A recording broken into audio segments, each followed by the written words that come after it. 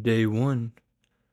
Bravo, bravo. If you made it past the forward, or skipped it, I see you, then you truly do deserve a round of applause, which I do apologize for not being able to give you. Sadly, I am only lines of grouped letters on a page, or screen. Though, if you feel that you deserve that round of applause, then give it up for yourself, for me. You could also find the nearest person and then order them to clap in the name of your valor. Good. Now that we have that taken care of, we can start to get into it. Today I received another rejection from a writing opportunity that I had applied for. I took a break from writing this, and while I was away, I had thoughts of doubt. I thought about the quality of what I was writing and whether or not it was even worth it to continue. None of you would ever know if I just gave up right now. I was starting to rethink this venture. Then the rejection popped up in my email. That's when it started to hit me. Maybe I'm just not a good writer. Perhaps I simply lack the skills to be successful as an author. Perhaps I do lack the skills. Just know that if you're reading this, I pushed through. It doesn't matter if the skills I have are good enough, because if you are holding this in your hands, then I have succeeded. I say all that not to say that your dreams will come true, but maybe I can trick you into thinking they have a shot. If you think that your dreams have a chance of coming true, then perhaps you'll give your dreams a chance to come true. I don't have the authority to speak on most things, but I often pretend like I do. I have my personal experience, and for the sake of this book, I hope it's enough. Rather, it will be enough. All I know is that I have to push through. My fingers have to keep gliding across the keyboard, and my brain has to keep fumbling for more things to say.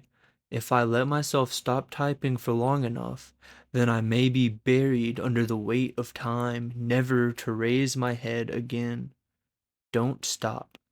Just keep swimming, as it's put in Finding Nemo, or just do it, like Nike says. There are so many different ways to say what I'm trying to say. People have said it better and more succinctly than I ever could. But I'm here to have a conversation about it. I want to talk about the idea of never stopping. If I get a bit too monotonous, then just flip a couple pages. Maybe a different conversation would suit you better at the moment.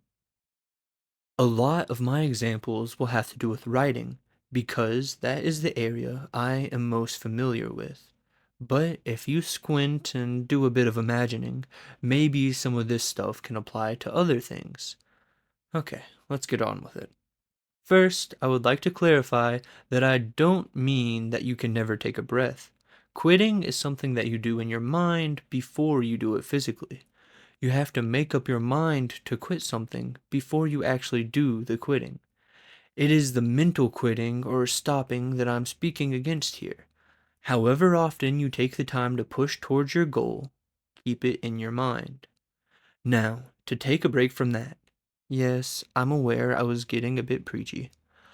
I want to talk about how I feel at the moment. I reread the last couple of sentences and I felt a sense of hopelessness rising up in me. No one's going to read this. If anyone does read this, then it will only be a waste of their time. All I'm doing right now is wasting my time that could be better spent doing other things.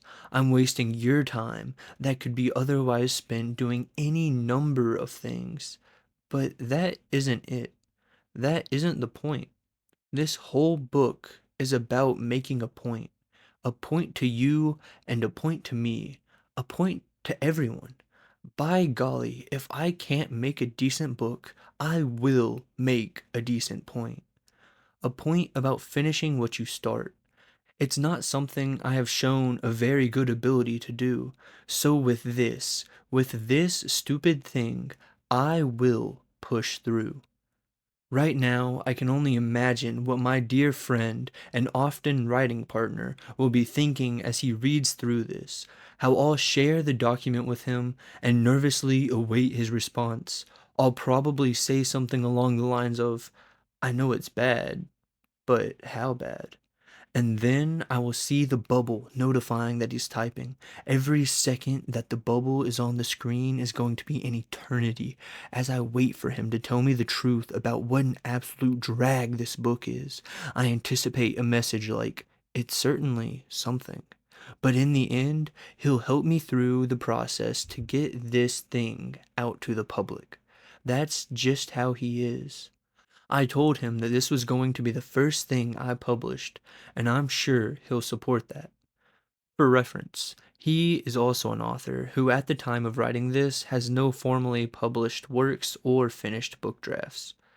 Of course, I won't name the poor chap in these pages because I don't want him associated with this impending dumpster fire. Now, where was I? I'll be completely honest in saying that I don't care where I was. We'll just continue. The one semi-rational part of my brain that still exists is screaming at me for the words I just typed. It is screaming and telling me how much of a mess this is going to be. To think about editing. Oh, intense shuddering. Let's just say that whatever ends up being published was probably not edited very heavily. Editing is an arch nemesis of mine, one that I am actively working on conquering. He is one, however, that I will not have conquered by the time I finish this book.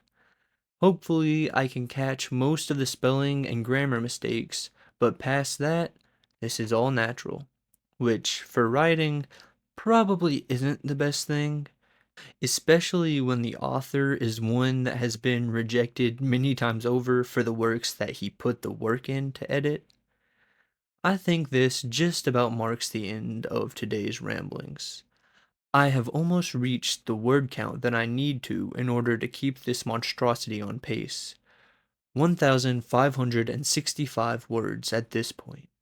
Under the glorious instruction of the book, No Plot, No Problem, a low-stress, high-velocity guide to writing a novel in 30 days by Chris Beatty, I wrote my first manuscript ever in 30 days with a goal of 1,667 words each day for the entirety of the writing period. I plan to push this out rather quickly as well, so I want that to be my minimum pace, and to make myself feel like I'm teaching a lesson, and maybe to stretch out my word count. I'll tie this back to what I was talking about with not stopping. When you have your big goal, you have to have smaller goals to lead you there. Ha! I broke my smaller goal for today, so I'll see y'all tomorrow in an effort not to forsake all the typing that I've done today.